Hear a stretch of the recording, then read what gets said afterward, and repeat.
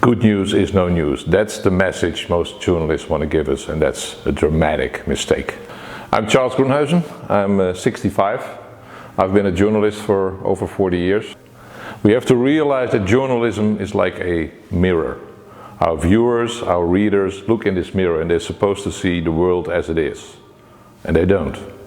They see a mirror which is fogged up. It's always the negative side of life. And I try to correct that mistake a teeny tiny little bit.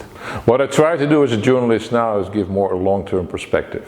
What I see on TV all the time is a lot of noise, breaking news. I like to focus on silent revolutions, but they are extremely important, but long-term. I'm an optimist because I look at facts. Think about the decline in extreme poverty. It's unbelievable what we accomplished in the last 25, 30 years. More than 100,000 people every day who come out of extreme poverty. Think about child mortality. Think about average life expectancy.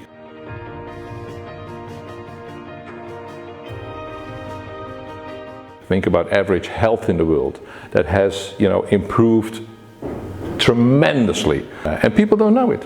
Sometimes I compare journalism with raising children. We raise children in a way that brings out the positive sides in them, things they do well. Imagine us as parents always saying to children what they're doing wrong. If that's the only message we have for our children, they're going to end up as miserable people and negative people and probably angry people. But this is exactly the way we treat as journalists the world. Because we say to the world, this is horrible. Oh, and tomorrow will be even worse. With refugees and immigrants, with crime, with everything.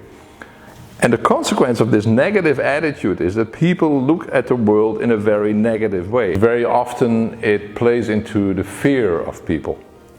It makes them scared and angry. So it's not just saying journalism is so negative, it has huge consequences for society and for political choices.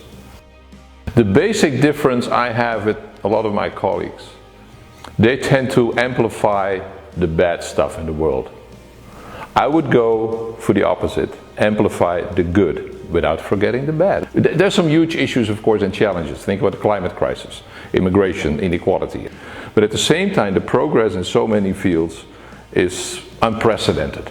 When it comes to education, when it comes to our basic human rights, sexual orientation for women, for children, and people don't realize it. If you steer it away from the negative focus and steer towards a more positive, more constructive way of looking at things, I think journalism could make a better world. The problem is, journalists don't consider it to be their basic task to make the world better.